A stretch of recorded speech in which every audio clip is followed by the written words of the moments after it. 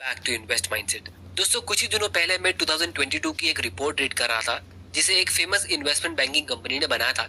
इस रिपोर्ट में ये लिखा है कि दुनिया के बॉटम 50% लोगों के पास दुनिया की सिर्फ 1.2% वेल्थ है और दुनिया के 85% लोगों के पास सिर्फ 15% वेल्थ है, जबकि दूसरी तरफ दुनिया के टॉप 15% लोगों के पास पूरी दुनिया की 85% दौलत है। मतलब 15% लोगों के पास दुनिया का 85% पैसा है और 85% मेजोरिटी के पास सिर्फ 15% पैसा है। अब दोस्तों, ये कोई नई चीज नहीं है। इस चीज को आज से 100 साल पहले विल्फ्रेडो पेरेटो नाम के एक इकोनॉमिस्ट ने आइडेंटिफाई किया था, जिसे हम आज 80-20 रूल के नाम से जानते हैं, जिसमें उन्होंने हमें ये बताया कि दुनिया में कोई भी चीज इक्वली डिस्ट्रीब्यूटेड नहीं है। उस टाइम पे इस इंसान ने ये पता लगाया था कि उसकी कंट्री इटली के टॉप 20% अमीर लोगों के पास उनकी कंट्री की 80% वेल्थ थी और बॉटम 80% लोगों के पास उनकी कंट्री की सिर्फ 20% वेल्थ थी। अभी थोड़ा सा और एक्सट्रीम हो गया है और ये 80-20 के बदले 85-15% हो गया है। तो इसको हम पावर लॉ ऑफ डिस्ट्रीब्यूशन भी कहते हैं, जहाँ जो इंसान किसी से थोड़ी सी ज्यादा मेहनत करता है तो उसको उसकी थोड़ी सी एक्स्ट्रा मेहनत के बदले बहुत बड़ा रिवॉर्ड मिलता है, जितना वो सोच भी नहीं सकता। और इसीलिए जो लोग बहुत ज्यादा रिच होते हैं तो उन्होंने बहुत ज्यादा मेहनत नहीं की होती है, बस थोड़ी सी एक्स्ट्रा मेहनत की होती है बाकी लोगों के मुकाबले। तो इसका मतलब ये है कि लाइफ इज नॉट फेयर और लाइफ के रिवॉर्ड्स भी फेयर नहीं होते। अब दोस्तों, अगर आप चाहो तो इस चीज को लेके सैड हो जाओ या फिर इस नॉलेज को अपने फायदे के लिए यूज करो। तो दोस्तों, आज हम इन्हीं कुछ चीजों के बारे में बात करेंगे कि क्यों कुछ लोग ज्यादा रिच होते रहते हैं और बिलियन डॉलर की नेटवर्क तक पहुंच जाते हैं और मेजोरिटी लोग फाइनेंशियल फ्रीडम भी अचीव नहीं कर पाते। दोस्तों, no doubt power of compounding एक बहुत बड़ा रोल प्ले करता है, जिसे मैंने अपने प्रीवियस वीडियोस में काफी बार डिस्कस किया है। लेकिन जिम रॉन ने एक बार कहा था कि अगर आप इस दुनिया में जितना भी पैसा है उसे जमा कर लो और इस दुनिया के सारे लोगों में उसे इक्वली बांट दो, तो भी कुछ सालों में वही रिच लोगों के पास ज्यादा पैसा आ जाएगा। तो इससे हमें ये पता चलता है कि अगर आप जीरो से भी शुरू करते हो तो पावर ऑफ कंपाउंडिंग के अलावा कुछ और भी रीजंस होते हैं जिससे लोग अमीर बनते हैं, जिसे हम आज की वीडियो में डिस्कस करेंगे। तो दोस्तों, आज की वीडियो में हम कुछ बहुत ही इंपॉर्टेंट टॉपिक्स को टच करेंगे जिसमें पहले कभी किसी ने इतना गौर नहीं किया है। तो दोस्तों, आज की वीडियो में हम वेल्थ क्रिएशन के 5 इंपॉर्टेंट रूल्स को डिस्कस करेंगे। तो अगर हो सके तो एक नोटबुक और एक पेन ले लो और लिखना शुरू करो, क्योंकि ऐसे लेसन्स इतनी सिंपल लैंग्वेज में क्लैरिटी के साथ आपको पूरे इंटरनेट पे शायद कोई नहीं सिखाएगा। तो चलिए शुरू करते हैं। तो दोस्तों, अफ्रीका में बहुत गरीबी है, वहाँ बहुत तरह की प्रॉब्लम्स है, लेकिन आज हम एक बहुत ही इंटरेस्टिंग प्रॉब्लम के बारे में बात करते हैं जिसे आप में से किसी ने कभी सोचा भी नहीं होगा। वो ये है कि अफ्रीका की लाइफ एक्सपेक्टेंसी, मतलब ऑन एन एवरेज लोग कितने साल की एज में मर रहे हैं, वो है 64 इयर्स।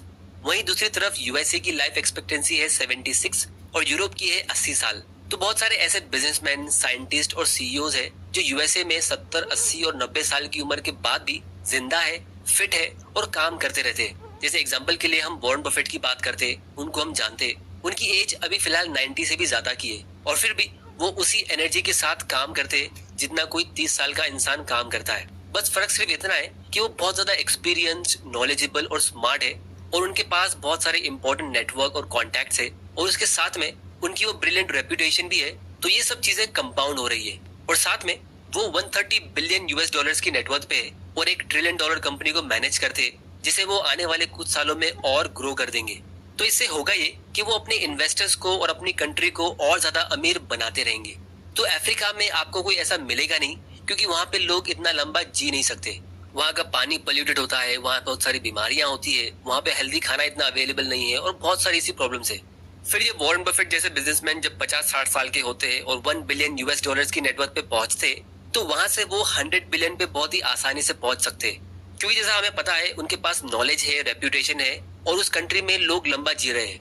लेकिन अगर किसी दूसरी कंट्री में जैसे अफ्रीका में हम देखें तो वहाँ कोई भी ऐसा बिजनेसमैन होगा नहीं जो अपनी नेटवर्थ को 1 बिलियन से 100 बिलियन तक लेके जा सके, क्योंकि वहाँ की लाइफ एक्सपेक्टेंसी 64 की है। तो लोग 60-70 की एज में ऑन एन एवरेज मर रहे हैं। तो वहाँ पे आपको 100 या 200 ऐसे सक्सेसफुल बिजनेसमैन चाहिए होंगे जिनकी टोटल नेटवर्थ मिलाकर 100 बिलियन तक होगी। तो जो काम 100 या 130 सक्सेसफुल बिलियनर्स मिलके अपनी कंट्री के लिए करते, वही काम वॉरेन बफेट ने अकेले कर दिया यूएस के लिए। फिर इतनी बड़ी वेल्थ क्रिएट करके वो बड़े बड़े डोनेशंस करते हैं कॉलेजेस में, हॉस्पिटल में, जिससे लोग और ज्यादा हेल्दी रहेंगे और लंबा जिएंगे। जैसे एग्जांपल के लिए जॉन डी रॉकफेलर ने 100 साल पहले एक छोटे से मामूली कॉलेज में $80 मिलियन का डोनेशन किया था, जो आज की तारीख के हिसाब से $2.4 बिलियन होता है, जिसकी वजह से वो छोटा सा मामूली कॉलेज आज की तारीख में एक बहुत बड़ी यूनिवर्सिटी ऑफ शिकागो के नाम से फेमस है। तो अब उसके आसपास की सिटी के लोग और भी अच्छी एजुकेशन लेंगे, फिर वो और बड़े बड़े बिजनेस ग्रो कर पाएंगे, जिससे वो कंट्री के लोग और ज्यादा रिच होते रहेंगे। तो अगर आप यहाँ पे ऑब्जर्व करो, रिच कंट्रीज और ज्यादा रिच होती जा रही है और रिच लोग और भी ज्यादा रिच बनते जा रहे हैं। इसीलिए मैंने कहा था कि ये परेटो प्रिंसिपल का रूल और ज्यादा एक्सट्रीम होता जाएगा। तो अब सवाल ये उठता है कि इससे हम मिडिल क्लास लोगों को क्या सीखने मिल रहा है। तो वो ये है कि जिस मिडिल क्लास फैमिली में मान लो एक इंसान कमाने वाला है, जो है उस घर का डैडी, और वो भी अपनी 45 या 50 की एज में बीमार हो जाते हैं या किसी वजह से काम नहीं कर पाते, तो उस फैमिली का जो बेटा होगा उस पे एक अलग ही लेवल का प्रेशर आएगा कि उसे कॉलेज में अच्छे मार्क्स लाने ही पड़ेंगे, क्योंकि पूरी फैमिली उस पर डिपेंडेंट है। और अगर वो पास नहीं होगा तो शायद वो अगले साल कॉलेज की फीस भी अफोर्ड ना कर पाए और अच्छी एजुकेशन भी ना ले पाए। वहीं दूसरी तरफ एक रिच बिजनेसमैन का सिर्फ बेटा ही नहीं बल्कि उसके बेटे का बेटा भी बिंदास अपनी एजुकेशन पूरी कंप्लीट कर पाएगा, वो भी अच्छे कॉलेज से, और फिर वो अपने करियर में काफी आराम से सेटल हो पाएगा, क्योंकि वो रिच बिजनेसमैन शायद 70 या 80 की एज में भी फिट है, हेल्दी है और अपना बिजनेस कर रहा है और उसे ग्रो कर रहा है। तो विरासत में उस मिडिल क्लास बच्चे को अपने पापा की कोई वेल्थ नहीं मिलेगी, क्योंकि उसके पापा के पास कोई वेल्थ है ही नहीं। तो एक तरफ उस मिडिल क्लास बच्चे को प्रॉपर एजुकेशन तो मिली नहीं, लेकिन उसको अपने माँ बाप का भी ख्याल रखना है।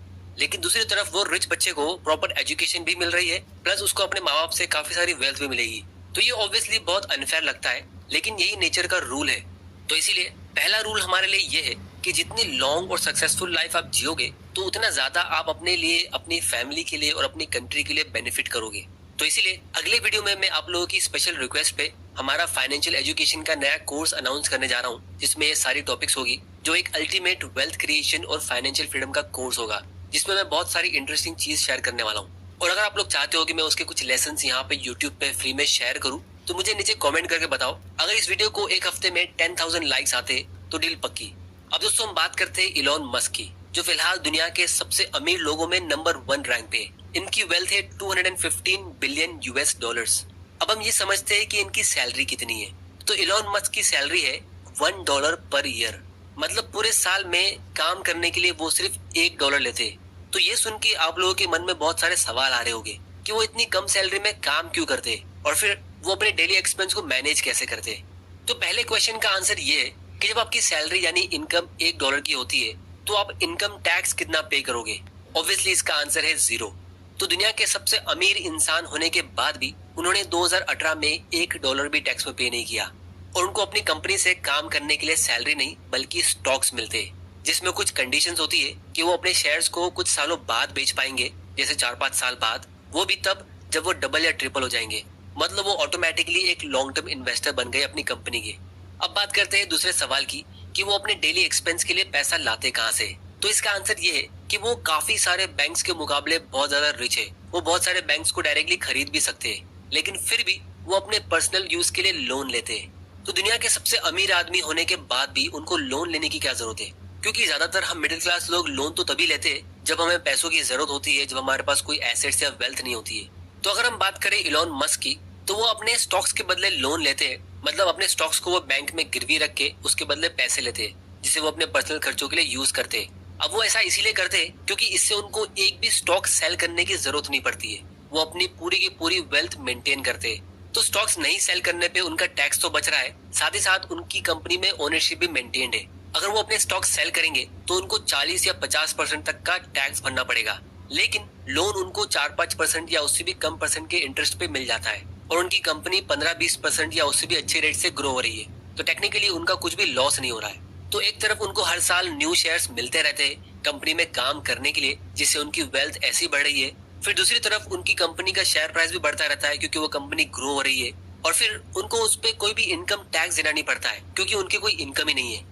तो ये इलॉन मस्क का मास्टर प्लान जो ज्यादातर अमीर लोग फॉलो करते हैं, जिससे आपको एक फीलिंग आ गई होगी कि किस तरह रिच लोग अपनी वेल्थ को मैक्सिमाइज करते हैं। तो यहाँ पे हमारे लिए सबसे बड़ा लेसन ये है कि रिच लोग पूरी तरह अपनी वेल्थ को ग्रो करने में फोकस करते हैं, ना कि इनकम को, क्योंकि वेल्थ खुद आपके लिए इनकम जनरेट करके दे सकती है, जो कि एक पैसिव इनकम होगी, जो फ्यूचर में ग्रो होकर आपकी एक्टिव इनकम सैलरी से 10, 20 या 100 गुना या उससे भी ज्यादा ग्रो हो सकती है। और ऑलमोस्ट सभी कंट्रीज में इनकम टैक्स होता है, वेल्थ टैक्स नाम की कोई चीज नहीं होती है, क्योंकि ज्यादातर मिडिल क्लास लोग जब अपनी इनकम ग्रो करते हैं तो उनकी थोड़ी सी इनकम ग्रो होने के बाद वो पहली फुर्सत में अपने खर्चे भी बढ़ा देते और फिर वो ज्यादा टैक्स भी पे करते, जिससे अल्टीमेटली उनके पास बहुत ही कम सेविंग्स बचती है जिसको वो अपनी वेल्थ के लिए इन्वेस्ट करते। तो पूरी लाइफ काम करने के बाद जब वो रिटायर होते तो उनके पास कोई वेल्थ या सेविंग्स बचती ही नहीं है और वो अपने बच्चों पर डिपेंडेंट रहते हैं। तो जिस तरह हर बिजनेस का इनकम स्टेटमेंट और बैलेंस शीट होती है, तो इनकम स्टेटमेंट हमें ये दिखाता है कि उस साल यानी एक पर्टिकुलर पीरियड में कंपनी ने कितना पैसा कमाया, और बैलेंस शीट हमें ये दिखाता है कि अभी तक, मतलब जब से कंपनी स्टार्ट हुई है तब से लेकर अभी तक कंपनी ने कितने एसेट्स और लायबिलिटी जमा किए, यानी कितना पैसा और कितनी प्रॉपर्टीज जमा की है। तो इसी तरह हमारी पर्सनल बैलेंस शीट और इनकम स्टेटमेंट भी होता है। और रिच लोग सिर्फ और सिर्फ बैलेंस शीट पे फोकस करते, मतलब ज्यादा एसेट्स और वेल्थ बिल्ड करने में, और मिडिल क्लास लोग सिर्फ इनकम स्टेटमेंट में फोकस करते हैं, क्योंकि मिडिल क्लास लोगों को बैलेंस शीट के बारे में एबीसीडी भी पता नहीं होती है। इसका रीजन होता है कि हमें कोई प्रॉपर फाइनेंशियल एजुकेशन देता नहीं है। तो इसीलिए अगर आपने इस चैनल को अभी तक सब्सक्राइब नहीं किया है तो जल्दी से कर लो और बेल आइकन प्रेस कर दो, क्योंकि मैं आपके लिए ऐसे वैल्यूएबल वेल्थ क्रिएशन और इन्वेस्टिंग के वीडियोस लाता रहूंगा। और इस वीडियो को लाइक करो ताकि मुझे पता चल सके कि आप तक वैल्यू पहुंच रही है।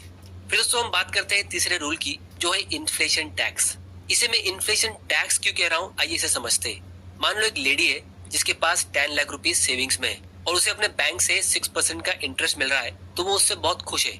एक साल बाद उसे 60,000 रुपीज का इंटरेस्ट मिलता है, तो ये अमाउंट देख के उसे बहुत अच्छा लग रहा है। लेकिन उसकी कंट्री में महंगाई 6% के रेट से बढ़ रही है, तो उसका एक्चुअली में कोई प्रॉफिट हुआ नहीं है, क्योंकि उसका वो पूरा 60,000 का प्रॉफिट यानी 100% प्रॉफिट इन्फ्लेशन टैक्स में एडजस्ट हो गया है। जो भी चीज वो एक साल पहले 10 लाख रुपए से बाय कर पाती थी, आज उसको वही चीज बाय करने के लिए 10,60,000 रुपीज पे करना होगा। तो अब सवाल ये उठता है कि ये 6% का प्रॉफिट किसके हाथ में गया, क्योंकि जब गवर्नमेंट नए नोट्स प्रिंट करती है जिससे महंगाई बढ़ती है, तो गवर्नमेंट नोट्स प्रिंट करके उसे खर्चा कर देती है। तो उसका फायदा रिच बिजनेसमैन और इन्वेस्टर्स को होता है, क्योंकि वो आसानी से अपनी कंपनी के प्रोडक्ट का प्राइस इंक्रीज कर लेते हैं, जिसे कस्टमर को ज्यादा प्राइस देके बाय करना ही पड़ेगा। तो अल्टीमेटली इन्फ्लेशन एक ऐसा टैक्स है जहाँ पैसा गरीब लोगों के हाथ से अमीर लोगों के हाथ में जाता है, क्योंकि मिडिल क्लास और गरीब लोग ज्यादातर कैश होल्ड करते या ऐसी जगह इन्वेस्ट करते जहाँ उनको 6 से 7% का रिटर्न मिलता है। लेकिन रिच लोग ज्यादातर स्टॉक्स में इन्वेस्ट करते, जो यूजुअली 14-15% के रेट से ग्रो होता है, तो उसमें 7% इन्फ्लेशन का होता है और 7% उनके एक्चुअल बिजनेस का ग्रोथ होता है। और क्योंकि जैसा हमने पहले डिस्कस किया कि रिच लोगों की सारी वेल्थ इन्वेस्टेड होती है, तो रिच लोगों को इन्फ्लेशन से कुछ भी फर्क नहीं पड़ता है। तो ये भी एक रीजन है जिसकी वजह से मेजोरिटी लोग कभी अमीर नहीं बन पाएंगे, क्योंकि अगर आप 10-20% का टैक्स बचाने के लिए ऐसी जगह इन्वेस्ट करते हो जहां आपको 7-8% का रिटर्न मिलता है और आपको ये लग रहा है कि वो बहुत ही सेफ रिटर्न है और बहुत ही सिक्योर रिटर्न है, तो अल्टीमेटली आप 100% का इन्फ्लेशन टैक्स दे रहे हो रिच लोगों को। अब दोस्तों आते हैं हम फोर्थ रूल पे। तो उसके लिए आप किसी भी रिच इंसान से पूछो या उसके बारे में पढ़ो कि वो अमीर कैसे बने। कुछ लोग कहेंगे कि उन्होंने बिजनेस स्टार्ट किया, कुछ लोग कहेंगे उन्होंने कोई स्टार्टअप शुरू किया, कुछ लोग कहेंगे उन्होंने प्रॉपर्टीज में इन्वेस्ट किया था, या कुछ कहेंगे कि उन्होंने स्टॉक मार्केट या म्यूचुअल फंड में इन्वेस्ट किया था। फिर आप ये पता लगाओ कि उनको वो वेल्थ क्रिएट करने में कितना टाइम लगा, तो आपको इसका आंसर मिलेगा बहुत ज्यादा, 10 साल या उससे भी ज्यादा। लेकिन फिर भी मेजोरिटी लोगों से जब आप पूछोगे कि वो इन्वेस्टमेंट कितने साल के लिए कर रहे हैं, तो वो कहेंगे कि उनको सब कुछ अभी चाहिए।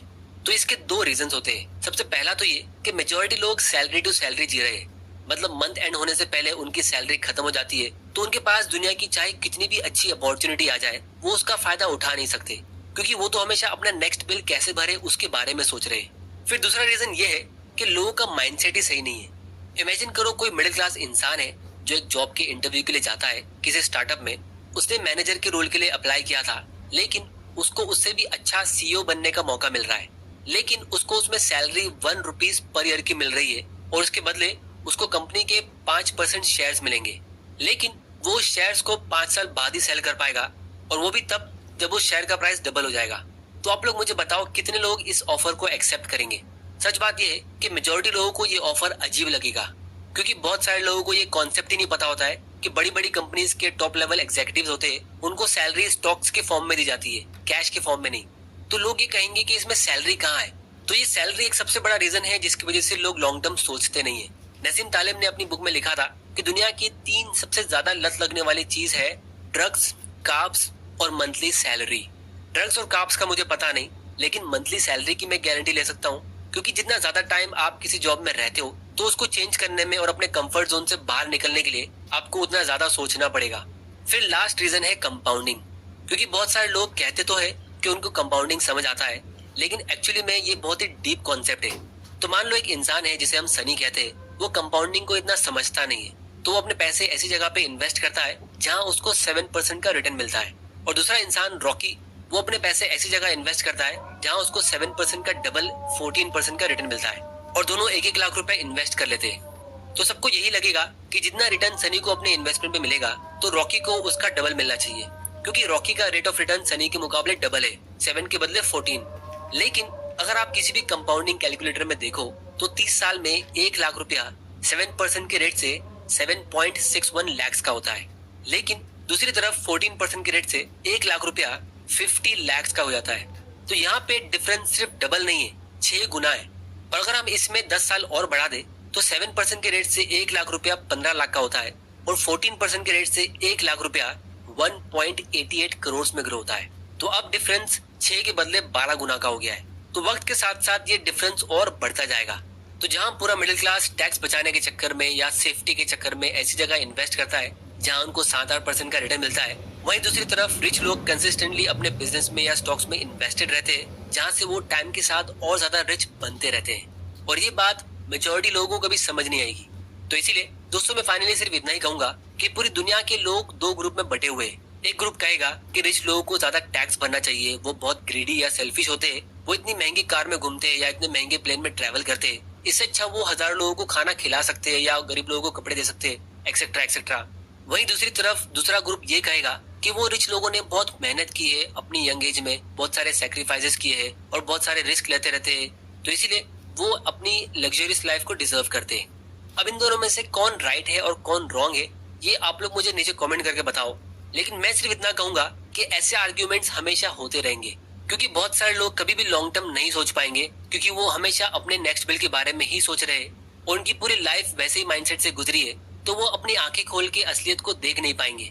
तो या तो आप नेचर को या लाइफ को ब्लेम करके एक विक्टिम बन के रह जाओ, या फिर आप इस गेम को समझ के इसके एक्सपर्ट बन जाओ, क्योंकि हर गेम की तरह शुरू में आपको ये मुश्किल लग सकता है, लेकिन धीरे धीरे करके जब आप इसे सीखने लगोगे तो आपको मजा भी आएगा और आप इसके एक्सपर्ट भी बन जाओगे। तो इसीलिए इस चैनल को सब्सक्राइब जरूर कर लेना, क्योंकि आपके लिए ऐसे मनी और माइंडसेट के वैल्यूएबल वीडियोस में लाता रहूंगा। और अगर आपको ये वीडियो अच्छा लगा और इसकी कुछ बातें आप अपने फ्रेंड्स के साथ डिस्कस करना चाहते हो तो इसे शेयर करो अपने फ्रेंड्स और फैमिली मेंबर के साथ, ताकि उनको भी एक्चुअल फाइनेंशियल एजुकेशन मिल सके। क्योंकि बहुत सारे फाइनेंस के कंटेंट क्रिएटर्स आजकल ऑप्शंस ट्रेडिंग और पेनी स्टॉक इन्वेस्टिंग सिखा रहे हैं फाइनेंशियल एजुकेशन के नाम पे, जबकि एक्चुअल फाइनेंशियल एजुकेशन क्या होती है वो आप खुद ही देख लो। अगर आपको स्टॉक इन्वेस्टिंग सीखना है तो उसके लिए मैंने एक कोर्स ऑलरेडी बनाया है, जिसकी लिंक आपको नीचे डिस्क्रिप्शन में मिल जाएगी। वीडियो पसंद आया तो इसे लाइक करो, नहीं पसंद आया तो डिसलाइक करो। आपका वैल्यूएबल टाइम देने के लिए थैंक यू एंड गुड।